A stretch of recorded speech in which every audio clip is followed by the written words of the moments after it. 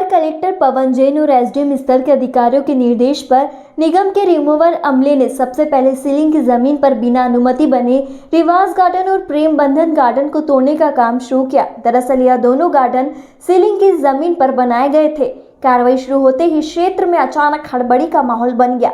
आसपास के रहवासी मशीनों की आवाज सुनकर सड़क पर निकल आए। इसी बीच प्रशासन ने प्रेम बंधन गार्डन के ठीक सामने बनी 80 दुकानों पर भी कार्रवाई शुरू की। इन दुकानों पर सोहराब पटेल और यूनिस पटेल का कब्जा था, जिन्होंने सीलिंग की जमीन पर कब्जा कर स्क्वायर फीट के हिसाब से लोगों को जमीन दी हुई थी, जिस पर बकायदा महीने में और हफ्ते में वसूली की जाती थी। गौर करने वाली बात तो यह है कि इन सभी दुकानदारों को अगस्त महीने की 25 तारीख तक अपना अतिक्रमण हटाने का नोटिस नगर निगम की ओर से पहले ही दे दिया जा चुका था, लेकिन इसके बाद भी सोहराब पटेल और यूनिस पटेल की वसूली लगातार जारी थी। नोटिस मिलने के बाद भी यूनिस पटेल और सोहराब पटेल अपने किराएदारों को भरोसा दिलाते रहे कि कोई कार्रवाई नहीं होगी। कार्रवाई शुरू होते ही कई किराएदार मौके पर पहुंचे और अपना सामान निकालने की गुहार लगाते रहे, लेकिन प्रशासन ने उनकी बात पर ना तो कोई गौर करा और कार्रवाई जारी रखी।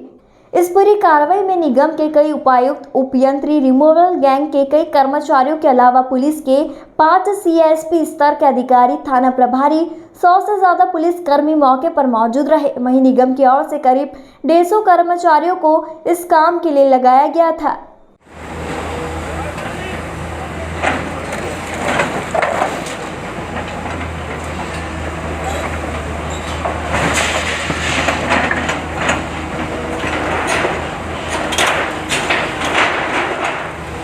भैया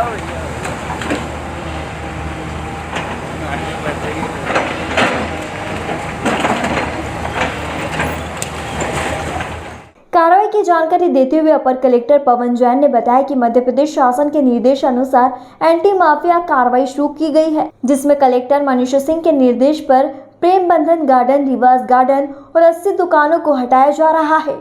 इसमें नगर निगम, पुलिस और प्रशासन सभी लोग हैं और जो कार्रवाई हो रही है वो शासकीय सीलिंग की ज़मीन पर अतिक्रमण के अलावा अवैध रूप से बिल्डिंग कंस्ट्रक्शन, और साथ में एक कार्रवाई और है जिसमें कि कुछ सोहराब पटेल और यूनिस खान के नाम निकल के सामने आ रहे हैं, जो लोग यहाँ दुकानदारों से पैसा वसूल करते थे मासिक रूप से और साप्ताहिक रूप से। तो इस तरह की कार्रवाई में ये तय हुआ है कि जो इस तरह के कंस्ट्रक्शन हैं जो सरकार की ज़मीन पे हैं अथवा अवैध रूप से बिल्डिंग कंस्ट्रक्शन, इन सबको हटाया जाए। अभी ये इन्वेस्टिगेशन का विषय है। कुछ इनकी ज़मीनें भी रही हैं, कुछ शासकीय भूमियों पर भी अतिक्रमण है, और साथ में जो हमारे सरकार की ज़मीनें रोड से लगे हुए फुटपाथ होते हैं, इस पर भी इन लोगों ने कब्जा करके लोगों से मासिक रूप से और साप्ताहिक रूप से किराया वसूलने का काम करते थे लोग। ये तथ्य निकल के सामने आ रहे हैं।